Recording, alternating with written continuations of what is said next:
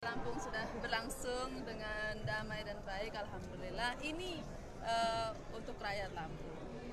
Jadi tugas kita ke depan mewujudkan apa yang sudah kita rencanakan. Terkait tim transisi itu gimana sih nanti konsepnya itu?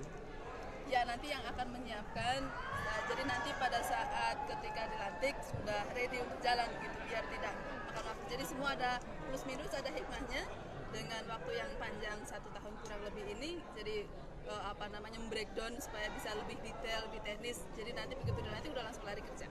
Oke. Oke. Cukup. Terima kasih semua. Sorry bang.